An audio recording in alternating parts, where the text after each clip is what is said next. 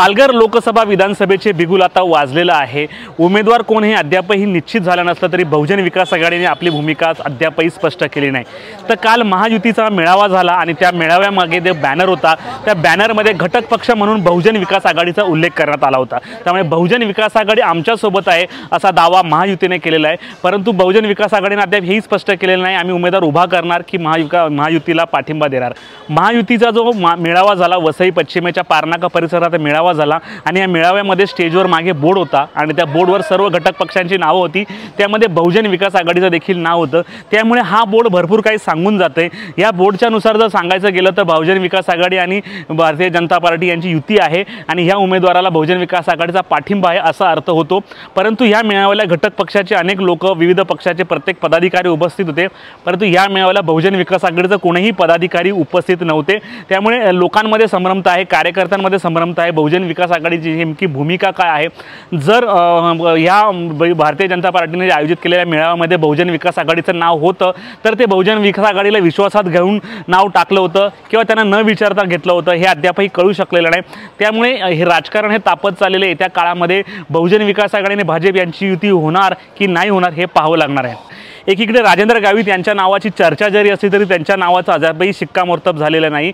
महाविकास आघाडीने जे देखील आपला उमेदवार डिक्लेअर केलेला आहे, भारती कांबळे यांनी प्रचार देखील सुरू केलेला आहे, प्रचाराचा नारळ देखील फोडलेला आहे। त्यामुळे पालघर मतदारसंघामध्ये एक उमेदवार निश्चित झाला असला तरी अद्याप बहुजन विकास आघाडी आणि महायुतीचा उमेदवार होणं बाकी आहे। गावित यांची उमेदवारी निश्चित मानली जाते, परंतु ती देखील अद्याप गॅसवर असल्याचं बोललं जाते। अशी देखील चर्चा आहे की बहुजन विकास आघाडी आणि भारतीय जनता पार्टी यांच्यामध्ये युती होणार आहे, परंतु उमेदवार कोणाचा हे कळू शकलेलं नाही। जी आम्हाला माहिती मिळाली त्यानुसार की हितेंद्र ठाकूरांनी मागणी केलेली आहे की आम्ही विधान परिषदेला तुम्हाला पाठिंबा दिला होता, राज्यसभेला आम्ही तुम्हाला पाठिंबा दिला होता, त्यामुळे ह्या वेळेला तुम्ही आमच्या उमेदवाराला पाठिंबा द्या अशी मागणी हितेंद्र ठाकूरांनी केल्याचं बोललं जाते। परंतु ह्या मागणीला भारतीय जनता पार्टी तयार नसल्याचं बोललं जाते। तर दुसरीकडे अशी देखील चर्चा आहे की प्रश्न आताही कमळावर आलेला आहे। कमळ चिन्ह जर पालघर जिल्ह्यामध्ये जो उमेदवार घेईल तो वन साइड निवडून येईल अशी देखील चर्चा सुरू आहे। त्यामुळे गावित यांची देखील हीच मागणी आहे की जर मला कमळ हे चिन्ह मिळावं। तर दुसरीकडे बहुजन विकास आघाडीची देखील इच्छा आहे की जर आम्ही युती केली तर आम्ही कमळ चिन्हावर लढणार नाही, आमचं स्वतंत्र चिन्ह आहे, आम्ही आमच्या चिन्हावर लढवणार। त्यामुळे पालघर जिल्ह्याच्या या एकंदर राजकारणामध्ये सध्या आता रंग चढत चाललेला आहे। कोणता उमेदवार उभा राहणार, कुठच्या चिन्हावर उभा राहणार हे अद्यापही निश्चित होऊ शकलेलं नाही।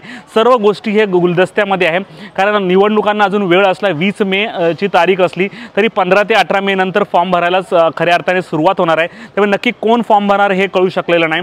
तर दुसरीकडे महाविकास आघाडी जी आहे त्यांनी आपला प्रचार जोरदार सुरू केलेला आहे आणि या पालघर मतदारसंघावर आम्हीच बाजी मारणार असा दावा त्यांनी ठोकलेला आहे।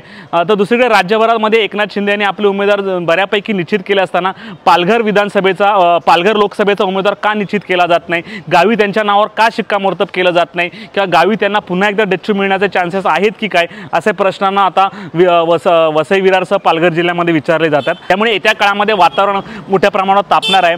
बहुजन विकास आघाडीची भूमिका नेमकी काय आहे हे देखील कळू शकलेलं नाही, कारण याआधी देखील बहुजन विकास आघाडीने असा दावा केला होता की आम्ही उमेदवार उभा करणार, नंतर पुन्हा एकदा असा दावा केला की आम्ही कार्यकर्त्यांशी चर्चा करणार आणि त्यानंतर निर्णय घेणार। कारण आमदार हितेंद्र ठाकूर यांची एक खास शैली आहे की हितेंद्र ठाकूर हे योग्य वेळी निर्णय घेतात आणि काय निर्णय घेईल हे कोणाला सांगत नसतात। त्यामुळे बहुजन विकास आघाडी नेमकं काय करते हे देखील पाहणं निश्चित ठरणार आहे। त्यामुळे सध्या तरी ह्या जिल्ह्यामध्ये बहुरंगी लढत पाहायला मिळेल की तिरंगी लढत पाहायला मिळेल हे सध्या तरी सांगता येणार नाही।